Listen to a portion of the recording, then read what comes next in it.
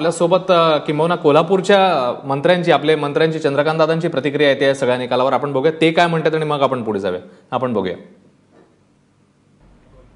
नगरपालिका निवडणुकांची रणधुमाळी सुरू आहे आणि आपल्याबरोबर पश्चिम महाराष्ट्राची परिस्थिती बोलण्यासाठी चंद्रकांत पाटील आहेत. सर, सांगू शकाल की तुम्ही कोल्हापूर, सांगली, सातारा ह्या जिल्ह्यांची जबाबदारी घेतली होती, तिथलं काय चित्र वाटतं? कोल्हापूर, सांगली, सातारा ह्या 3 जिल्ह्याचं दक्षिण महाराष्ट्र माझ्याकडे माननीय मुख्यमंत्री महोदयांनी अधिक वेळ देण्यासाठी दिला होता. या व्यतिरिक्तही मी सिंधुदुर्ग जिल्ह्यात प्रवास केला. या 3 जिल्ह्यामध्ये काँग्रेस आणि राष्ट्रवादीचा सफाया करण्यात आम्ही यशस्वी झालेलो.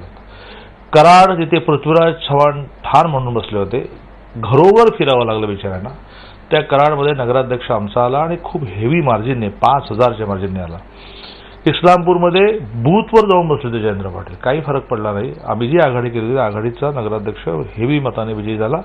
खाली सुद्धा आमचा बहुमत आलाय. कराडमध्ये आमच्या आता 4 सीट्स आल्या आहेत. 3 अपक्ष आमच्याबरोबर, 7 आमच्याकडे आहेतच. कोल्हापूर जिल्ह्यामध्ये सेम. कोल्हापूर जिल्ह्यामध्ये मुश्रीफांच्या मतदारसंघामध्ये प्रामुख्याने 3 नगरपालिका आहेत. त्यातल्या कागलमध्ये जिथे राहतात तिथे 10 झालेल्या आहे. 10 आमच्या